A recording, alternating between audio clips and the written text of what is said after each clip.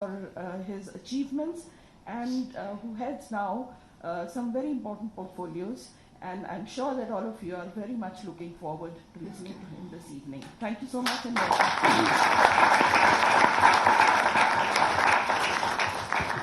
Thank you so much, Excellency, for the welcome address. Friends, as Her Excellency rightly pointed out, we have one of the most illustrious ministers of the current government back in India. He has a lot of accolades that he carries with him and has been delivering for the previous government as well as this current government. And I'm sure he's got a lot of plans for the next 5 years as well. May I request Honorable Minister Shri Piyush Goyalji, Honorable Minister for Commerce, Industries and Railways to kindly come up and join us here. I also request Mr. Manoj Ladwa, Founder and CEO of India Inc., to come up and have the fireside chat with the Honorable Minister. Thank you. Thank you very much, Param, for that introduction, and thank you, High Commissioner and friends. Firstly, may I extend a very, very warm welcome to a dear friend of mine and a dear friend of many people in this room. I'm almost hesitating whether I should refer to you as Minister or simply as Piyushji. And if you allow me, I'll refer to you as Piyushji because there are so many friends in this room that you know as well. Firstly, 3 very simple housekeeping rules. There are no planned fire drills or indeed fires. But if you do hear the fire alarm, the exit doors are at the back and at the side across here. Secondly, do keep your mobile phones on. Don't switch them off, but keep them on silent and tweet about this, please, tagging the official Twitter handle of Piyushji as well. And thirdly, I'm hoping that towards the end of our conversation, we'll have a few minutes of an opportunity for some questions from the floor, which Piyushji has kindly agreed to take. My only request is that please keep them as questions and only one question per person. Do introduce yourself and ask that question as well. So are we ready? Good. So you're really scaring me. Absolutely. So, look, welcome to the UK, a country that is about to have a new Prime Minister, navigating its way through the uncertainties of Brexit, a country that couldn't even allow India to get into the final of the cricket match, let alone our talented youngsters who are looking to come and work and study here. What brings you to these shores? Well, at the outset, thank you very much for taking the time and coming to meet with me this evening. I'd actually told my colleagues that please reduce the number of chairs. There's no way you're going to get people coming on a Sunday evening with 2 important matches, Wimbledon and the World Cup final going on. And even as I went into shower and come in for this program, I had half a mind to call up Anuj and say, please make sure you pull down a few more chairs when I saw the Wimbledon score. But I'm really delighted to meet up with all of you. Thank you very much for being here, and thank you, Manoj. Thank you, High Commissioner, and your entire team for giving us this opportunity. I initially was in 2 minds. Do I really come to UK at this point of time, particularly with the impending change of government? And I finally thought that governments are in continuity. Governments will come and go. You will have a new Prime Minister possibly very soon. But ultimately, relations between 2 very, very strong democracies like the UK and India have to be nurtured from time to time. And after the new government in its 2nd term under Prime Minister Modi, this would be the 2nd engagement we have had with UK. The Foreign Minister was here only last week. I would be coming here. I think there's always a good messaging also in the importance that India places to the UK-India relationship. Also, there is a very powerful initiative that has been initiated here about the India Day, where fintech and finance companies are going to get together on Tuesday, which I think, as I was advised, is an important event which will showcase India and showcase UK, both sides. And we have a few good things to showcase on our financial services sector, particularly the new gift city that's set up just outside of Gandhinagar. And the Honorable Finance Minister Nirmala ji has come out with a big package of very exciting incentives for financial companies to come and locate themselves in the gift city in Gandhinagar. So I thought it would be good to take this opportunity to do the official engagements. And I was really looking forward to meeting up with all of you, because I do believe that you have all made us proud. You have made India proud with your work, with your achievements, with your contribution to better relations between the United Kingdom and India. And certainly with the way the Indian community has not only, I would say, earned respect in the United Kingdom, but found a place of its own in UK. It's something that all of us, even back home in India, and all Indians around the world are extremely proud.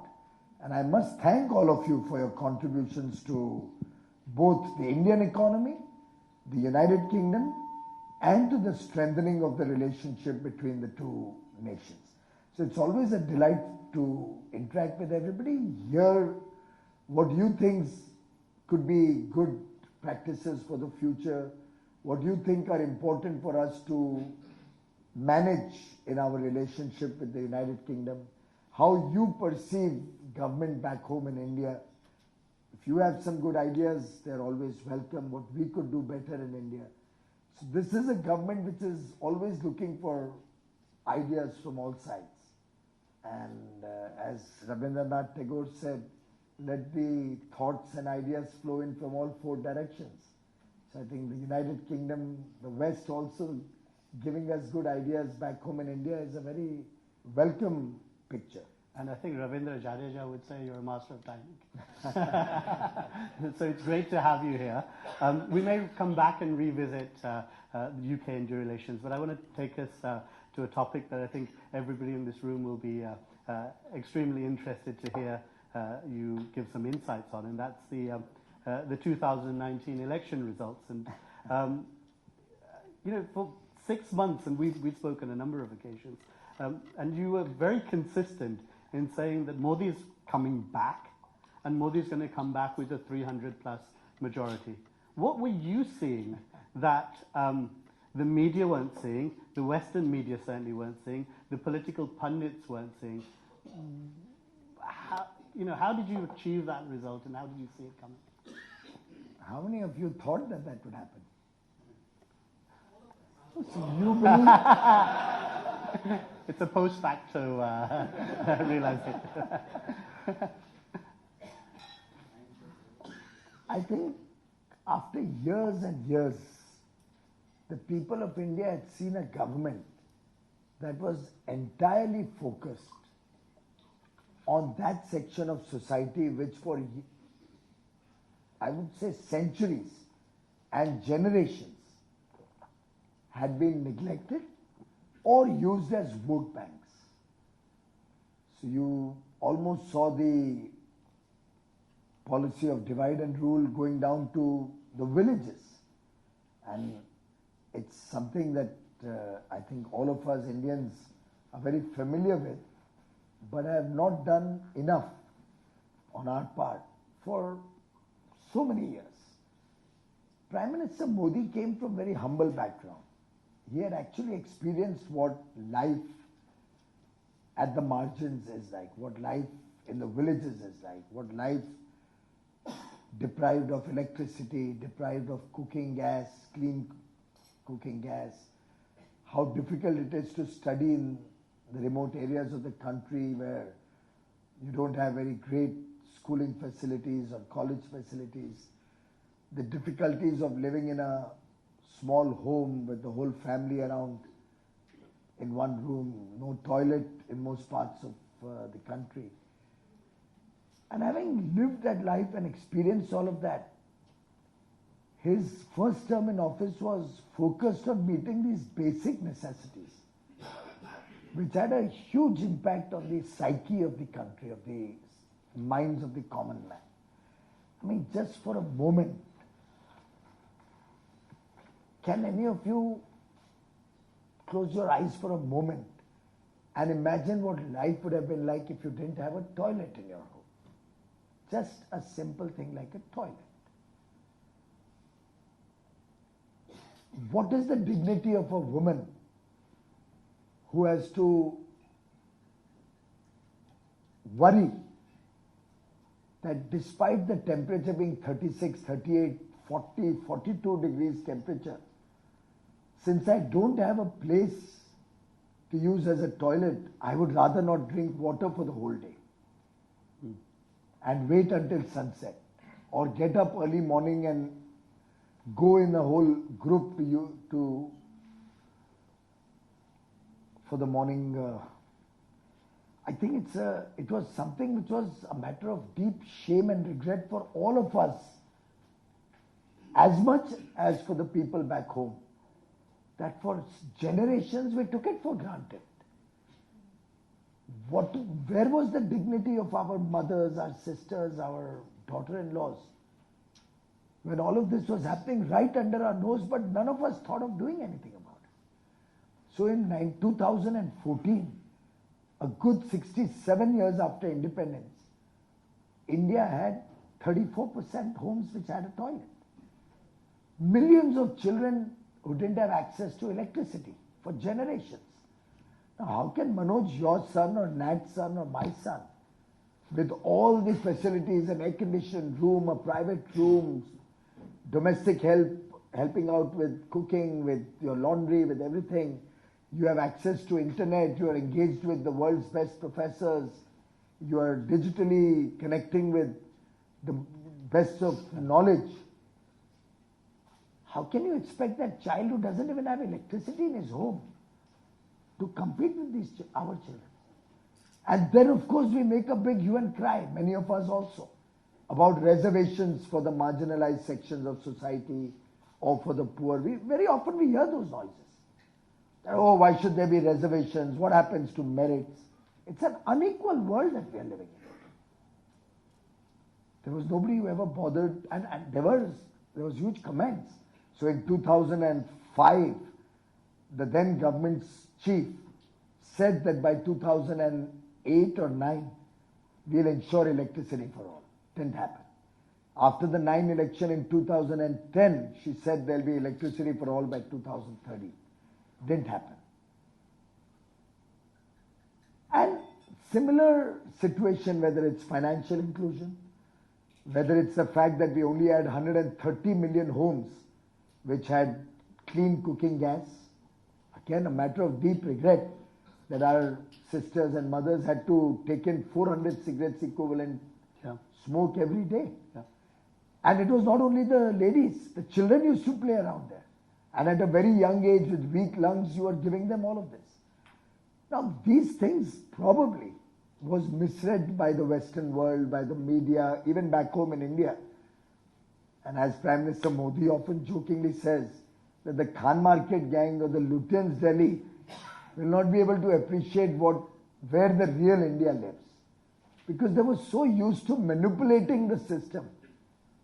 And electoral victory or defeats were happening more out of promises, out of commitments, out of theories, out of dividing society at different points of time, vote banks serving vested interests or political interests.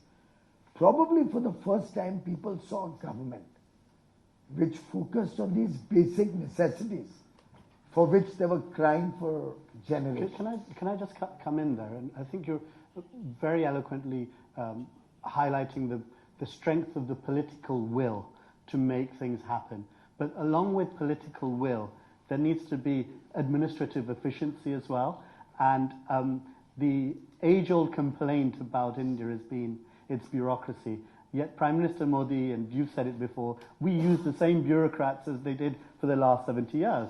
What's that magic sauce? What's been the difference? Yes, there's political will. We recognize that that's a step change. But how are you getting the system to work?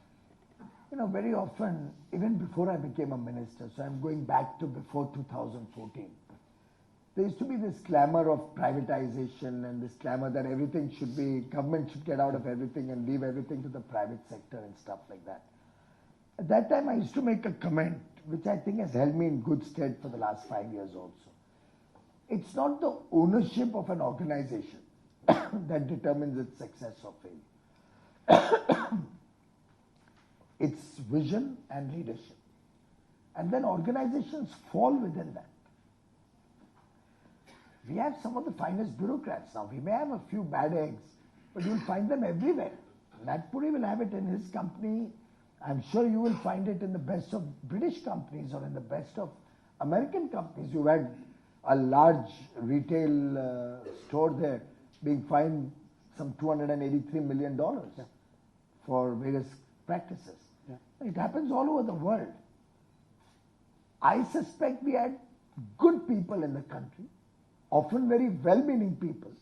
Again, leave the bad eggs out. I don't know whether we empowered them enough. I don't know whether we motivated them enough.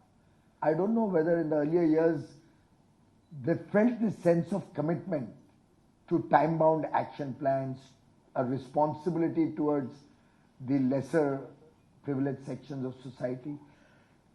And I don't think governments in the past ever monitored their programs with the kind of sincerity, with the kind of deep focus on outcomes that Prime Minister Modi and his team worked on. And that, to my mind, was what empowered me to have the confidence to say Mr. Modi will come back. He'll come back with more seats than before. And of course, that number that I'd spoken about way back in October was based on a large survey that we had carried out all across the country. Probably the world's largest physical survey ever. Forget the internet surveys and the phone surveys and all of that.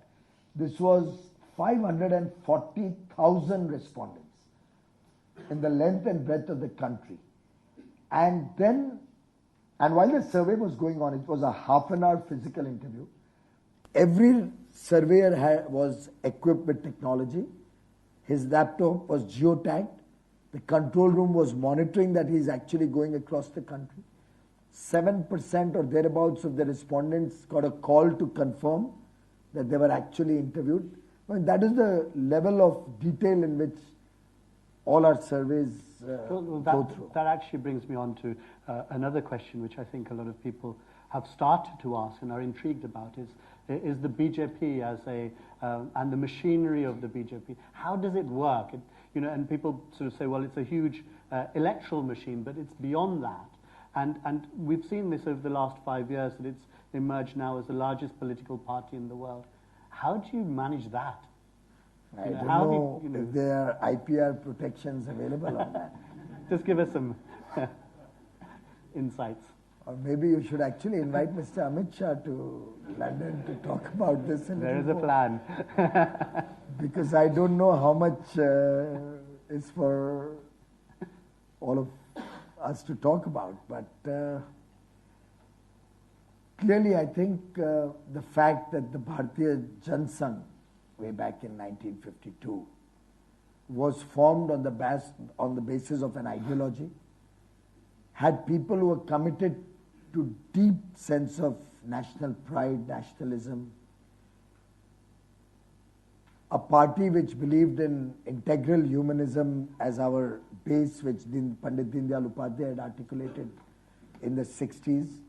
And by integral humanism, if one was to try and put it down in one sentence, it's basically that we believe a human being is not just about economic wealth or is not only about good living. A human being can only be complete when you look at a 360-degree life around him. His family is equally an important part of his being. economic wealth is an important aspect, but it's not the end game alone. Be it entertainment, be it spiritual values, be it value systems in your behavior towards the rest of society, be it your social obligations. When you encompass all of that, and in that compassion also comes in, that you are compassionate towards the less privileged sections of society. That being the ideology on which the Jansangh was founded, and then the Bharatiya Janata Party took over after the collapse of the Janata Party. We were different from the rest of the political parties in the sense that power was not an end game. Power was only a means to actually implement the ideology of the party. And then, of course, we had the RSS as a very strong moral authority on all of us. Very often, politics tends to become either a family function, a group of members of one family hijacking the entire organization, or political parties degenerate over a period of time for lack of a good check and balance on the leadership.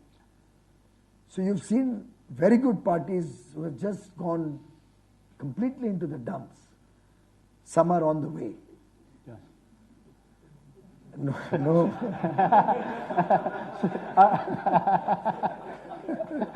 So actually, I'll take. But the basic differentiating factor is that being a cadre-based party, a party with a strong nationalist mooring, and then with a strong auto mechanism of checks and balances, somewhat like the Indian Constitution. So we had the judiciary playing a great role of check and balance, but Parliament being supreme, yet not so supreme that it can tamper with the basic tenets of the Constitution. It's a beautiful mix. Media has an important role to play. The judiciary, media, bureaucracy, Parliament, government, all having their defined features, but at the same time monitoring each other's performance, work. That's the kind of structure that the BJP works in. I think more and more people have started finding the merits of being a part of the BJP, which is also now quite evident across the country. And before you ask me, very often we are criticized, why are you allowing so many people to come in? I think the party has to be more inclusive. We can't live in an isolationist world. After all, society has different elements, different groups within society. We are trying to assimilate all of them. But actually, just on that point, and a fear amongst well-wishers of the BJP is that on the one hand, they see the logic of bringing different groups in and so on. But then the other underlying issue of Indian society has been corruption, and whether or not by doing this the party is opening the doors to other problems. And that takes me on to a wider point about when are we going to see corruption Mukta Bharat? So see, there are always certain aspirational goals, like in mathematics, there is the concept of infinity, right? Similarly, I think in governments, in public life, across the world, this is something which we all want to get rid of. And certainly, I don't think there can be any doubt. I hope we have been able to demonstrate with our work of the last 5 years that we have been able to give a government which has been completely kosher, completely clean at the top. And I personally believe the messaging has to start from the top. You can't be corrupt at the top and say now that cop on the ground should not take a 100 rupee bribe. I mean, I have a very interesting aside on that. A family member was taking a cab ride. I'm talking of about 2012, 7 years ago. And in the normal course, if the bill was about 80, 90, 70 rupees, she would have given 100 rupees. You know whom I'm referring to.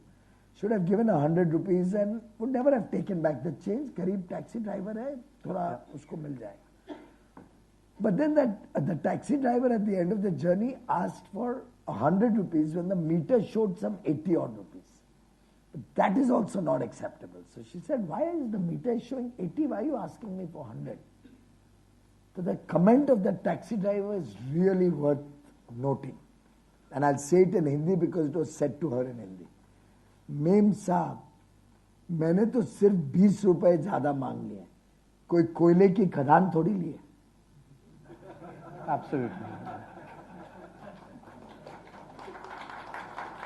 And I didn't even know I'll be a minister, forget being the coal minister for 5 years after that, 2014. But it happened in my family. Now, look at the psyche of that common taxi driver, the common man.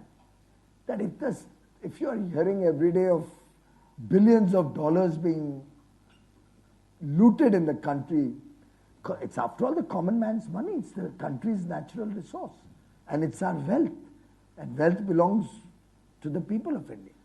If that is going to be messed around with, then the psyche of the nation is going to get worse. But if you can proudly say that we've seen 5 years of good governance and honest government, then it percolates down. Yeah. And now with the action being taken on several officials also who've had integrity issues in several departments. My own railway ministry is now studying the profiles of very many officers to see if some action can be initiated to give a message to the others. In the states where we have come into government, we are trying to bring about a change. In political funding, we have tried to bring about a change, not to accept donations in any other form, but by clean money coming in, particularly now with this new electoral bonds. It becomes safer to give money without being scared about persecution by the other side. Yeah. Particularly, I think it's good for the opposition more than anybody else, because people are scared to donate to the opposition officially. So considering all of that, we feel that the message is going into the country. Banking is being cleaned up. More and more transparency is being brought in, so people start recognizing that information is now out in the market. If we don't perform, we'll be hauled up. Well, yeah, actually, that's interesting you've come to that point, because there's a lot of stuff that you've well articulated about the micro activity that this government has done and successfully done. I just want to touch upon the macroeconomics and where we are, and if we read the newspapers and we read certain media, there are problems with jobs, there's a slowing down of the economy, there's liquidity issues in the financial sector, private sector isn't investing as much. Could you just speak to those concerns that have been festering over the last few months, and where are we heading? Well, first of all, I don't think we could have had this kind of a growth without jobs being created, without economic activity being added, without people getting more and more work. So clearly, while there is a concern in the nation how we can get more and more people into the working space quickly, I do not agree with the naysayers who believe that there's been no job creation or there's been no new economic activity that's been created, point one. Point two, I think the nature of job worldwide is changing. Now, more and more people are becoming entrepreneurial, or there's more and more work which is getting into smaller subsets rather than large factories. I mean, going forward with 3D manufacturing, for example, gone are the days we'll have large factories producing big amount of products at a large scale. Yeah. You're going to have literally tailor-made products happening or being made at the end point. And this could have a huge impact on formal job creation. But it will provide opportunity of work to so many people in a different form. So is a big difference if you ask a person, are you in a job? He may jolly well say no. But if you ask him, are you working? He may say, yes, I'm working. So the job, formal job versus work, is gradually getting blurred into the new paradigm of working worldwide. And India can't be very much different from that. For example, with renewable energy coming in. Now, renewable energy provides 10 times more people work than what an NTPC power plant, a thermal power plant would provide for the same amount of energy produced. But that 10 times more number of people, many of them would be entrepreneurs, would be working in contracts, would be working at different levels on smaller scale, not necessarily captured by the data on jobs. So while there's a big hue and cry that 6.1% or whatever is the latest number is 45% more than before, and it's the highest in Indian history. Now, there were earlier reports which said unemployment was 2% or 3%, which is why the 6% becomes a historical figure. I dare say there will not be a single person in this room who would even believe the 6% number. Forget the 2 or 3. I don't know, did any of you ever think that in India unemployment was 2% or 3%? Can anybody in this room tell me that they believe that ever in our history unemployment was 3, 4 or 5 or whatever percent? I think these are things which we really need to rework the way we are collecting this data, the statistics around it, the questions around it, and try and capture who are the number of people who are not really who are not gainfully occupied in work. There are often examples cited, some of you may have read it also, that if, for example, in the railways we opened up 150,000 jobs. We got applications which are some 12 or 13 million applications, or maybe 15 million applications. So one can jolly well say, oh, all of those 15 million people are jobless or unemployed. And therefore you got such a large number of people applying for the 150,000 jobs. It doesn't work that way. Every citizen in India who is not a government servant wants to get into government. So if government opens up even 10 jobs, there will be 50,000 people applying for it. There is a charm around a safe and secure government job. There is a feeling that you will be sorted out for the rest of your life and possibly a few generations after that. There is a comfort of social security being taken care of, health being taken care of, housing being taken care of, and therefore there is a disproportionate interest in a government job, which may not be so in maybe UK.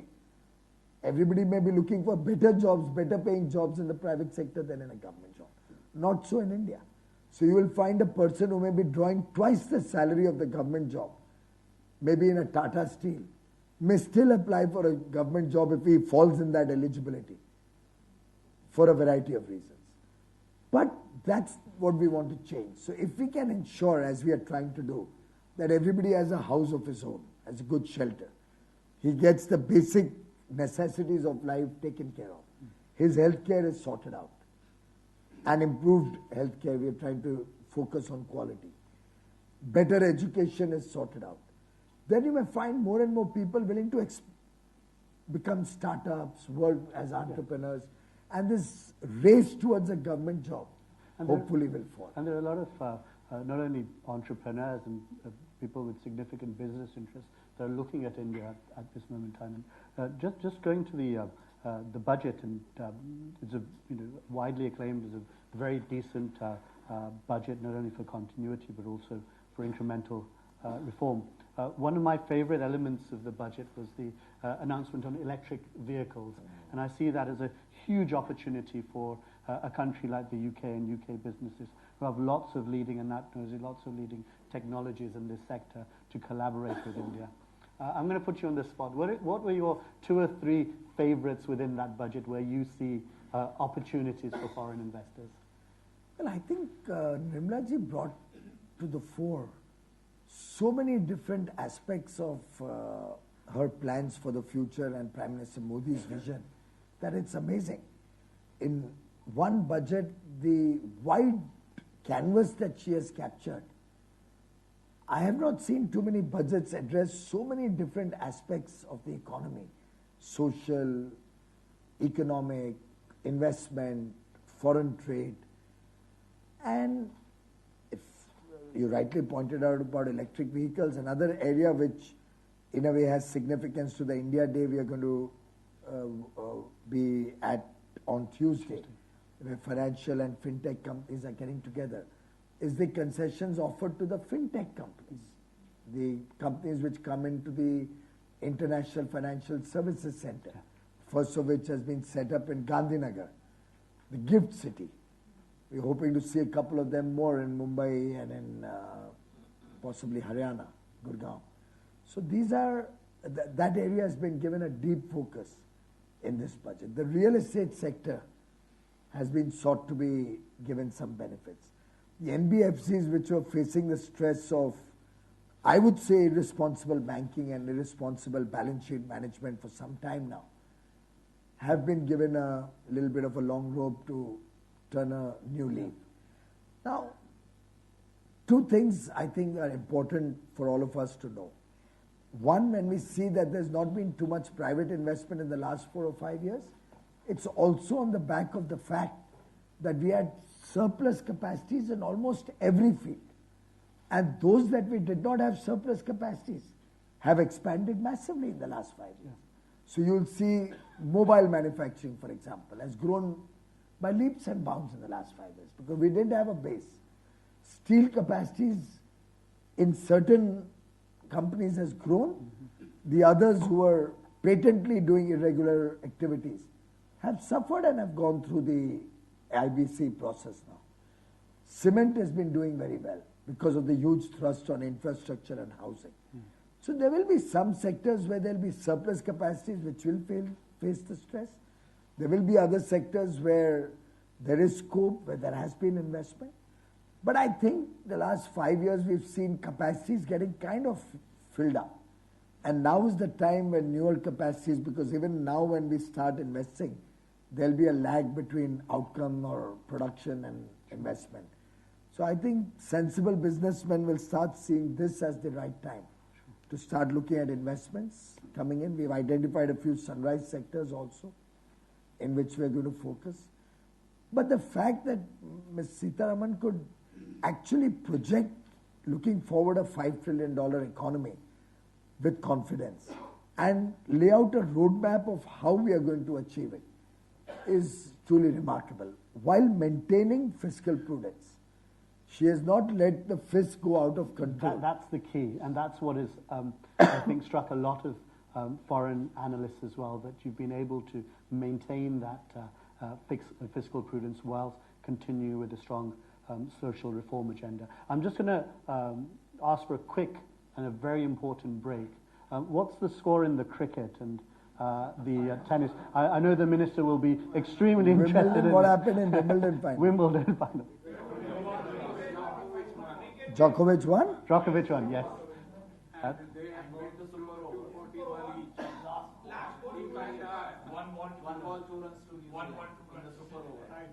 Ah. Jesus Christ.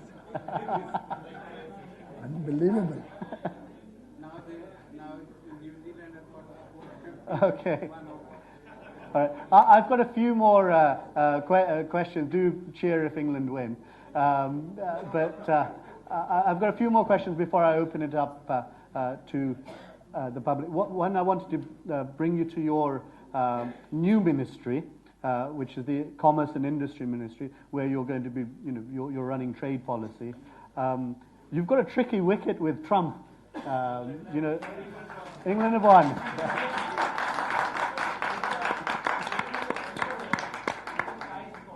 Yeah. Oh gosh, okay. Is that really? Unbelievable. It's amazing. Unbelievable. Luckily, the Indian elections weren't that close. You hit a lot of 4s and 6s, I think, over the last 5 years. So on the issue of Trump, there seems to be a. Excuse me, can I ask everybody to? There's a new wind of protectionism, and I guess Brexit in some ways is a symptom of that. You have that on one side, and you have India looking at the world and seeing the world as its oyster and lots of opportunities. How are you going to reconcile these world realities, and the conflicts that are before you? Well, I don't see any significant problem as long as you have sincerity of purpose and you are willing to sit down across the table man to man and find common meeting ground, there will obviously be some red lines on which each side will find it very difficult to compromise. As long as we can respect that, as one would do in a business transaction, as one would do when negotiating a good deal, I don't think it's impossible to come to terms. It needs faster decision making. Everybody has to protect their national interests, their own legal sovereignty, and the interests of the people of their country. And I think every country has a right to do that, must do that. Sadly, I think I've been studying in the last 40 days, ever since I took charge of this ministry, how our foreign trade policy has evolved over the years. And when I see some of the FTAs which were made in 2009, 10, 11, I'm finding we have not been able to really negotiate good deals, which one should have. And some of them are causing us agony, which is why now we are looking at engaging with the United States, for example, to see how we can put the baggage behind us and move forward quickly. I'll be meeting the United Kingdom leaders of government and the bureaucracy here to see which direction they are looking at, what's the time frame they're looking at for Brexit to happen, or what could be the next steps when we can look at some deeper engagement with UK, considering that right now we may not be able to have any great breakthroughs. But then when the time comes, if you start at that time, it becomes too late. So it's important that the process is fast-tracked now, so we are ready to be in there and work together speedily once the time comes. Similarly, we have RCEP negotiations going on with ASEAN and the entire Southeastern setup, Australia, New Zealand, Japan, China. We are working to see if we can get a fair deal which protects Indian interests and does not allow any of the countries in that to kind of get an unfair market access to India. If we are able to protect India's interests and come to good terms, we are happy to do that. If not, it won't happen. But at no point of time anymore can there be any agreement or any trade pact or any movement going forward on commerce which will be at the cost of India's interests and India's own sovereign requirements and the interests of the people of India. Well, with two Gujaratis at the top and you leading the charge, I have no doubt that you're fully prepared for these difficult negotiations, and it's in very, very safe hands. I just want to touch upon the other ministry that you head up, the Railways Ministry, which are the arteries of India, and I still believe the second largest employer in the world after the Chinese Army. What's the exciting stuff that you're doing there? Something that you know all of us will. So many things happening there. Nirmala ji also spoke about the plans to invest nearly $700 billion in the railways going forward in the next 10 to 12 years. And my own sense is that railways has the potential to really swing things for the Indian economy. I personally believe we can make it the best railway in the world. It's not difficult. Of course, our immediate concerns of the last few years have been things like safety, where the last 2 years we've had an unbroken best years. 17-18 was the best year in its 166-year history. 18-19 was better than that. Touch wood, we're on the same track as of now, and we hope that it remains. But along with safety, whether it's punctuality, whether it's cleanliness, whether it's better stations and infrastructure, whether it's expanding the rail infrastructure to newer areas, and within the areas where there's huge demand, having more and more capacity, advanced signaling systems, new rolling stock. I don't know, you may be aware that we are converting the entire Indian Railway to electric traction. So we're going to do away with diesel in the next 3 or 4 years. There'll be absolutely no diesel being consumed.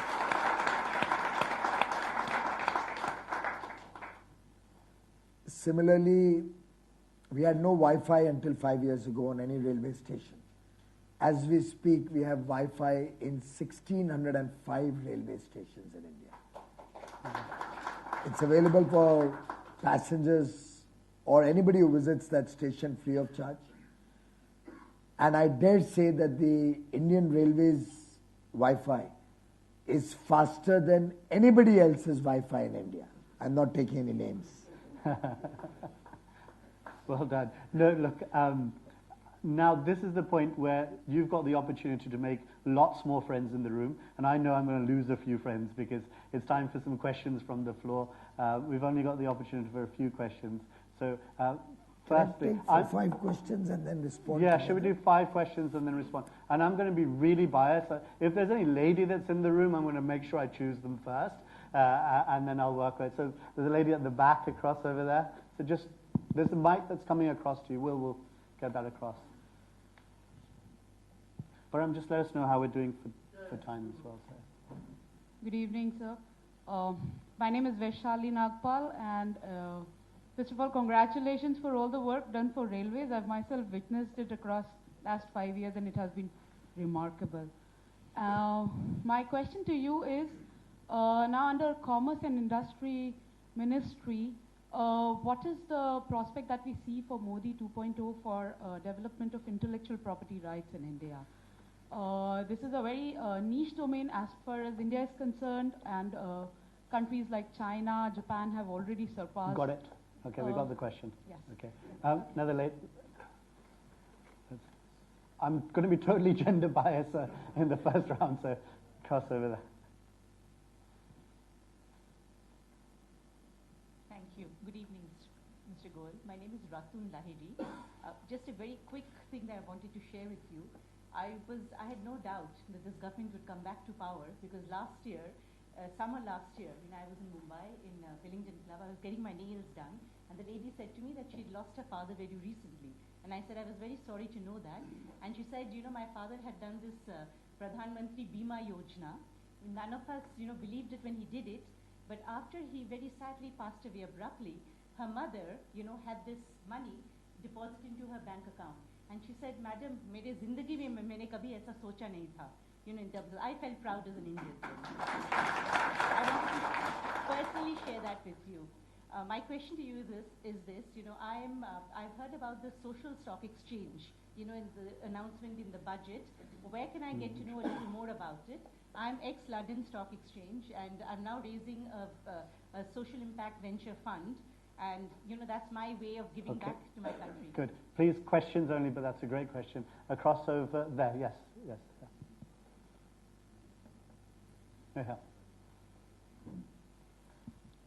Hi, sir. I'm Karmanya Sareen. Sorry? So your name? Karmanya Singh. Karmanya Singh. Yeah.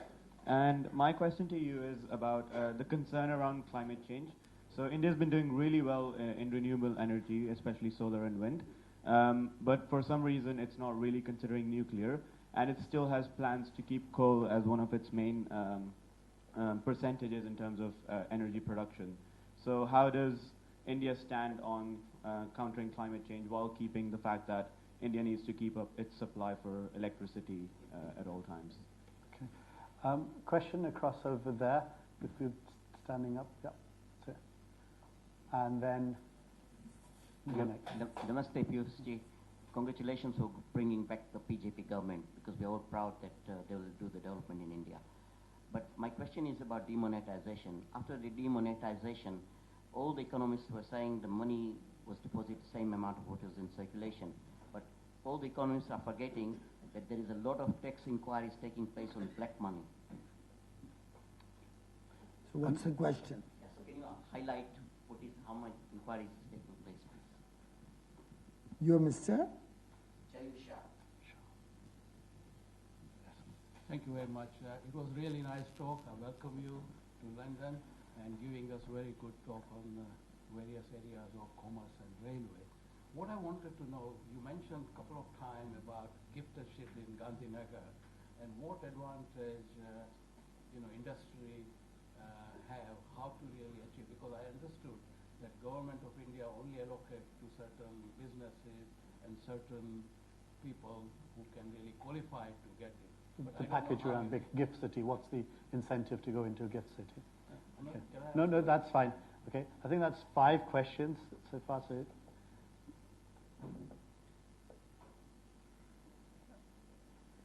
Vaishali, I think on IPR, there are 2 aspects to it which we are trying to focus on. A, we're trying to speed up the entire process and clean up the mess that we had in the patent office. We had some 7-year-old backlogs and whatnot when we first started out in 2014. I've just reviewed it 3 days back because I didn't even know it comes under me until recently. So I've just reviewed it, and what I'm planning to do is what we did in the railways in the RDSO, which was an even worse organization until a few years ago. We're going to put all patent applications on the net. All would be in public domain with dates of application, queries, where it is stuck, what's the problem, if it's rejected, reasons. We're trying to bring in a great deal of transparency so that we can clean up any mess, if any, in the patent registration system. On IPR enforcement, if there's any leakages or any misuse, I still think we have a long way to go because the process is very small, is very slow, and the teams doing that is really not good enough. And why I know this is, the other day, one of the kids came home with a bottle which looked like a Bisteri bottle. Absolutely the same. The green color and everything was the same. But by chance sitting, I just happened to read and I thought maybe I'm reading it wrong. But it was Bilseri, B-I-L-S-E-R-I. And I kept reading and I said this maybe, then I thought could be a printing error on that. I said can't be possible. Bisteri is an old company. And then when I asked my office, they said yes, there is a case going on against that company. I would have thought that case should be sorted out in 3 days. yeah, So it's still work in process. I'm really new to my job. So I'll need some more time, but I'm conscious that we'll have to strengthen the entire framework around IPR to give confidence to international investors and best of technologies to come to India and really invest over there. Having said that, we've also got a lot of examples of misuse of IPR protection. So pharmaceutical industry is one where we've seen just a few changes being done to continuing to keep drugs out of the generics. So it'll have to be both sides will have to work towards making it a more honest and a more real system. In terms of income tax benefits to promote companies to come to India and work towards creating new IPRs, I think we do have some fiscal benefits like lower taxation for any products or patents registered in India. For the international worldwide income, we keep a very benign or very low tax on all incomes that come out of patents which are registered in India. But if you have some good ideas on which we can work, we are open to it. I can take my mail ID from my colleague here, Anuj Gupta. Anuj, can you stand up once because I'm going to use your name more than once. Or you can give it to the High Commission here. We have an economic council. Manish Singh. There, Minister he's right Economic. there, Minister Economic. So after we go away, you can even be in touch with him at any point of time. He interacts with the Commerce Ministry directly. But I would, in fact, that's exactly what I'm going to answer to Ms. Nahiri also. Thank you very much for your offer. Really deeply appreciate it. Frankly, I don't think we would have worked out the nitty-gritties as yet. It must still be at a very conceptual stage. So if you have any learnings out of any of your past experience on this subject, please do share it with Anuj, with the Minister Economic, and give us your thoughts in writing so we can actually understand who's spearheading it in India. And now you give me food for thought. I'd even forgotten about that announcement. But Anuj, find out who's handling. DEA must be handling it or SEBI must be handling it. Either SEBI or DEA. Or maybe NSC, BSc may have been given the task. Find out and take her number or email ID, exchange information. Monish, you follow it through with her, and if necessary, then invite her to India to help us navigate that subject. But good point. Thank you very much. Really appreciate your Governance in action. Mr. Singh, I met you before, if I remember. Yeah. Why are you looking familiar? Yeah. Are you Maninder's? Yeah. Ah, yeah. I got confused because you introduced yourself very formally. Father's a dear friend of mine. Okay. He was our ASG. Maninder. Yes, of course. Yes, of course. Mr. Singh, coal will remain in India for several more years. But I must share with all of you, our per capita consumption of coal in India is equivalent to what the United States used to consume 150 years ago. We are only consuming that much coal in India per capita. Now, coal was always a low-cost energy source which helped nations industrialize and helped nations, particularly during the time when they were going up the development curve. Having said that, the good news is that renewable energy today in India, solar, wind, thanks to very honest procurement, transparent bidding, and scale, the prices have come down to even below what it costs to do thermal energy. But all of these are intermittent sources of power. None of them gives you 24/7 power. So you need a base load, as any engineer in the room will confirm. I mean, I can't feed solar power into a grid which doesn't have a base load or it doesn't have power flowing through it. So coal is that base load power in India. We don't have enough gas, otherwise that could be the base load. We don't have enough gas. Nuclear, we have small quantities. We are planning to set up about 7 gigawatts more, for which orders have been placed and we are setting it up. But it's easier said than done. 3 reasons. 1, nobody is willing to commit a price at which nuclear power will be available. 2, the suppliers of nuclear equipment are looking for so many assurances and so many limited liability promises that it scares the hell out of you, because if they are so worried about their equipment failing, then imagine the people where that plant is going to come up. Yes. Now you don't want a repeat of a Chernobyl or a Fukushima or something, right? You're looking for safety and security, and Indian density of population being what it is, I can't even venture to imagine. So we want the best of equipment, we want safety and security of our citizens, it's primary. So nuclear for the sake of nuclear doesn't make sense. So first was the cost. To date, nobody is willing to commit a cost. And we can't have very expensive nuclear energy just because the world is suffering climate change. And this suffering is because of the Western world, it's because of Europe, it's because of America, it's because of Australia, it's because of Japan, not because of India. Our contribution, despite having 1/6 of the world population, to the greenhouse gases up there is barely 2%. 1/6 of the population has contributed barely 2% of this problem. But when it comes to sorting out the problem, the Western world wants equal responsibility to everybody. The Western world made commitments in Paris where we went out of the way to come to terms with the agreement. They failed in all their commitments. Whether funding, whether technology, whether it's setting their own house in order. Now, I was seeing in my room, I don't know whether these are also CFLs, I can't make out. But in my room where I'm staying, the bulbs were CFL bulbs. Now, that is the consciousness that the Western world has. It's a matter of deep concern for all of us.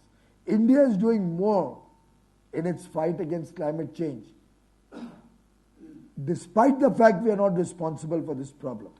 But because we believe in it intrinsically, and not from today, from generations probably from mythological times. We even pray to the plants, to the rivers, to the mountains, to the glaciers. We really respect nature.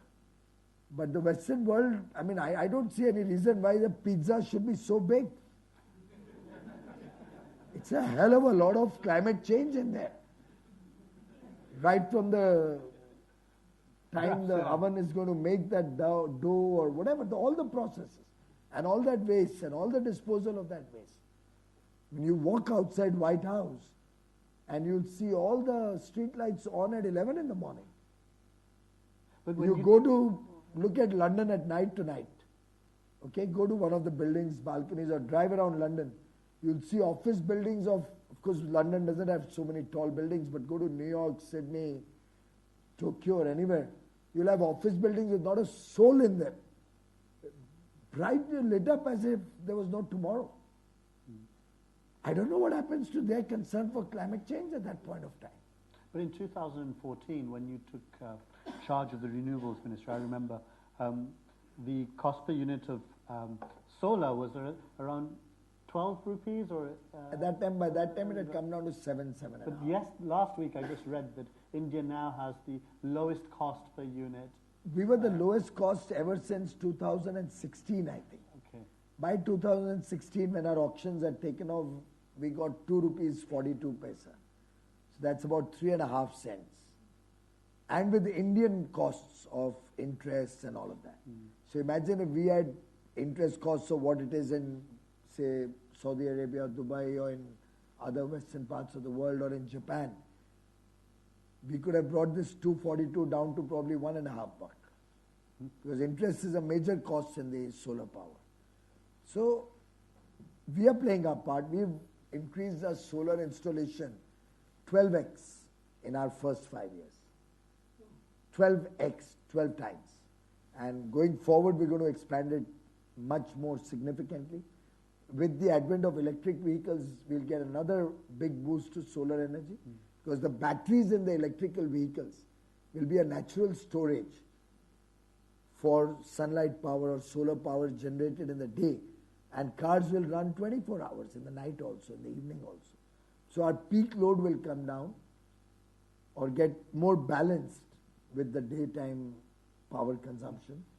And I think it's a win-win for the country as we expand our renewable energy. But the base load will still be required in the system, and that comes from coal. So we need not be apologetic about what we are doing or using coal. We can give you enough statistics and more to hold your head high and say we are doing more for climate change than anybody in the world.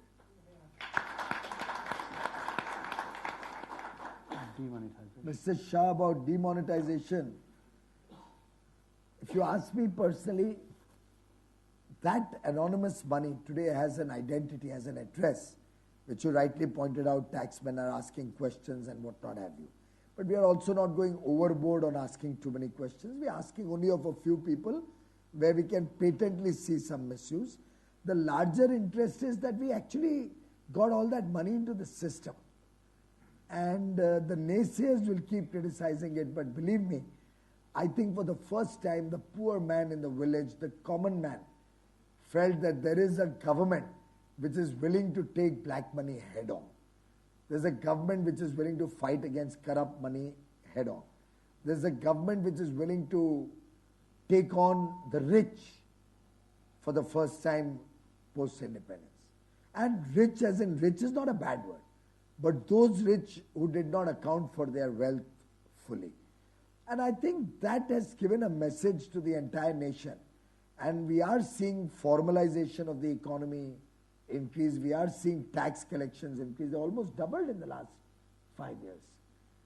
And to my mind, the nation is now coming to terms with a new normal, which is a nation where honesty has a premium and dishonesty is punished. And demonetization was one of those first big steps that gave this message to the country. And if you ask me, the results of 2019 endorse demonetization, because the common man has not forgotten that here is a leader who can take on corruption and who's committed to cleaning up the system. And for the gift city, of course, the principal advantage that's been announced in the budget is around tax. So you get a 10-year tax holiday in the 15-year band. You can choose which 10-year period you want to take as a tax exempt period. Your dividend distribution tax is also exempt. So we are trying to make it comparable to international financial services centers like in Singapore or London or Dubai or New York. Probably a tad better than that. And other than the fact that you can't drink in Gujarat. No, but I think for that you also get a license. Sorry. Foreign I companies. deny all knowledge of any laws related. No, because this is often a question people ask us. But that also for foreigners or for people who come into a special economic zone like the gift city, that also is not a constraint. And if you ask me, I personally think post this budget announcements, gift city will take off because look at the strategic location. You have the eastern markets on one side, you have the western markets on the other side. And you can actually, during the working day or a little extended working day, capture data or what's happening right from the Tokyo or Singapore, Hong Kong exchanges, right up to by the time you close the day, or as I said, a little extended day, you can have the United States also being factored in that marketplace. So I think there's a huge potential, and I would probably try and see if I can send the gift city guys to come in and meet with the fintech people. That's absolutely over here. Good. So the ministers agreed to mingle for a few minutes after this session. So he's outsourced all the selfies to me, but you can ask him some more questions one-on-one before he needs to leave. I just want to touch upon two more personal questions. One is that Prime Minister Modi is fabled as a tough taskmaster. How is it work? And I think a lot of people will be interested to know what's it like to work for a boss like Modi. And secondly, I guess it's related to that is you are a family man. You have a wide friend circle. How do you balance the rough, the tumble, the intensity of your political work with your family life and your personal life? How do you get that balance? Well, working with Mr. Modi is very inspirational, to say the least. He often tells his colleagues that whatever number of hours you'll put in, I'll add an hour and put in that much more. And a leader who leads from the front, who's willing to be involved along with you in taking bold decisions, somebody who's willing to lend a ear. He's a very good listener, by the way. I don't know if you have ever noticed. And I'm too talkative myself. So it's a great match. I talk 55 minutes, he talks 5 minutes. But the only difference is that I talk 55 minutes. In 5 minutes, he takes the juice out of that 55 minutes and is able to give me a direction to what I need to do for the next 55 days. Yeah. But man of few words, very incisive in his understanding, thinks very deeply. So his questions will pick out the few things that are most relevant to the otherwise all the other condiments that you have put into your conversation. Actually, and I hope I'm not just sounding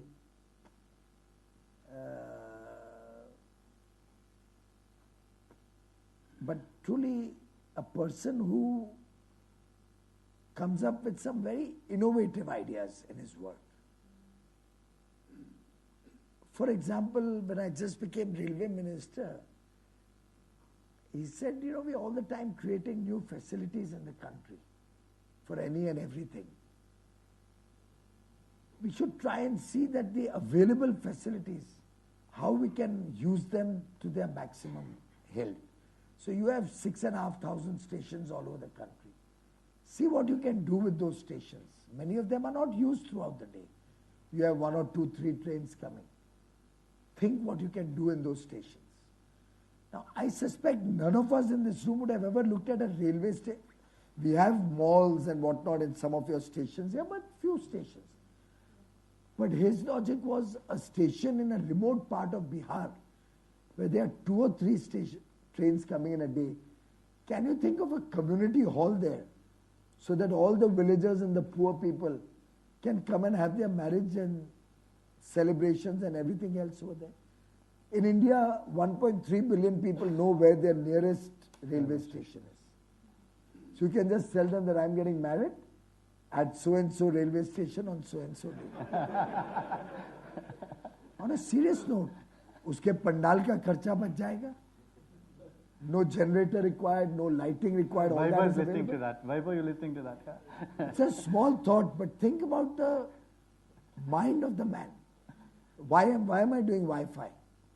This Wi-Fi is not only for the passengers, and of course it will help me in my advanced signaling system for safety. But the idea is that can villagers around the stations, and these stations are the length and breadth of the country, can we get those school children in those small village schools, or can we get the rural population, the farmers there, the ladies there, come into the railway station, use our Wi-Fi, and get connected to the rest of the world to know what's happening, what produce should be there. So I'm just trying to say these are the kind of innovative ideas he comes up with, right up to the extent of saying, Piyush, on your platforms, you have those steps coming up. Why don't you advertise on all those steps? Now maybe many of us may have seen that in the metro, London metro here, right? But in India, these are type of things which we've never thought of, we've never thought of doing also. We may have come here a million times, but we've not picked up these ideas from here. How to make use of every single opportunity, convert it into either an economic opportunity or a social opportunity. And if you can combine the two, nothing better. How it helps you to monitor the programs that you embark on. How it helps you to focus on monitoring, because that's the only way you'll be able to get it done in time and fix responsibility on people. After all, you couldn't have had nearly 100 million toilets being built in 4.5 years unless there was deep monitoring and a responsibility matrix with a timeline. You couldn't have made India a country where every willing consumer has a power connection today, an electric connection in his home, without monitoring the project very deeply. All those mobile apps that we have. I mean, I myself must have taken out at least 30, 40 or 50 apps.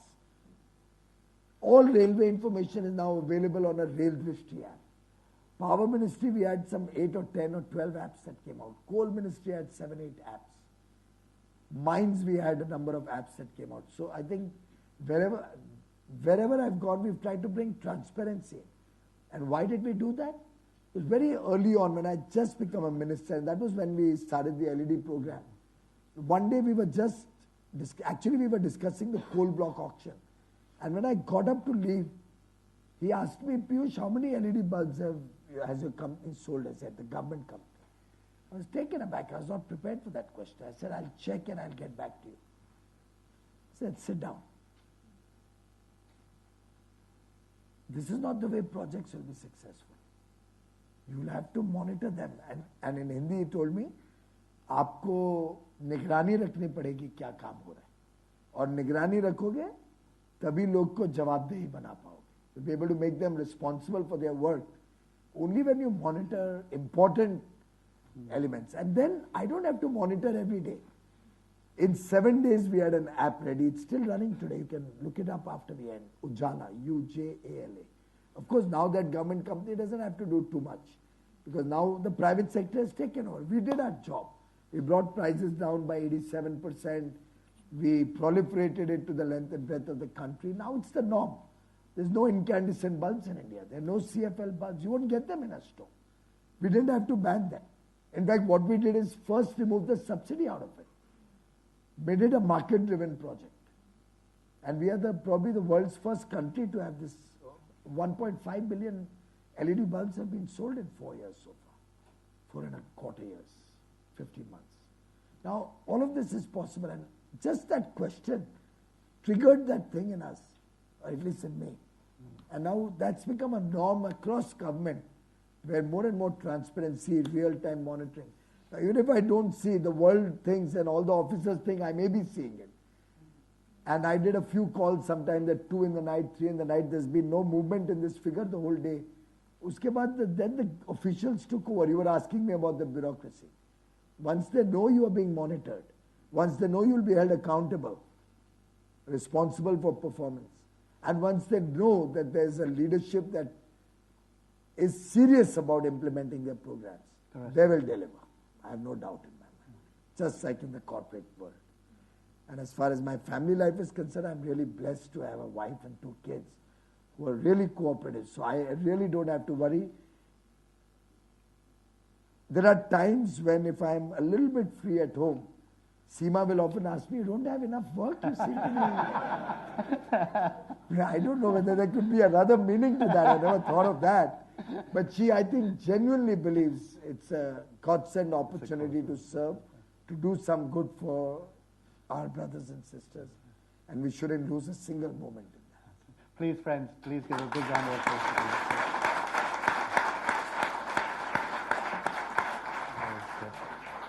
I think this is the same thing. No, we finished a little later on. Thank you so much, Honorable Minister, for this exciting fireside chat. I'm sure we could have gone on and had learned more about the future plans of Modi 2.0 and, of course, more about how you function along with the Honorable Prime Minister back in India. But I think we will have to take this over to dinner. But before we end, may I request Mr. Charanjit Singh, the Deputy High Commissioner of India to UK, to kindly give the concluding remarks.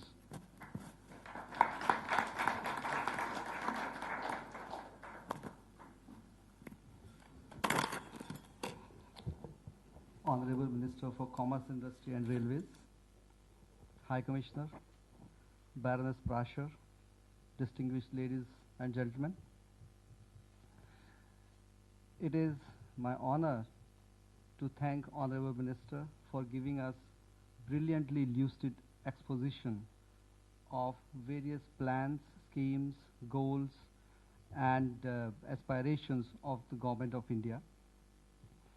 I think, and I'm sure, each and every one present in this room joins me in thanking you, sir.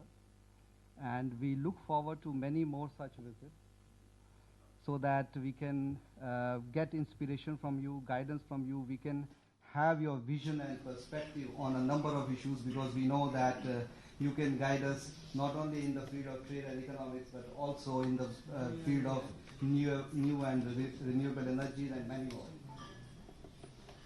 The presence of Living Bridge of India, as Honorable Prime Minister calls them, this Indian diaspora, with full strength in this room, and the very fact that my Minister of Economics could not even get a chair to sit on, and he's just standing at the end. It just shows that how keenly your visit was awaited, and we look forward to many more visits. And on a very serious note, sir, I should say that this fireside chat has generated more work for me, because my High Commissioner has already texted me sitting there that I should get all the bulbs in the High Commission into LEDs.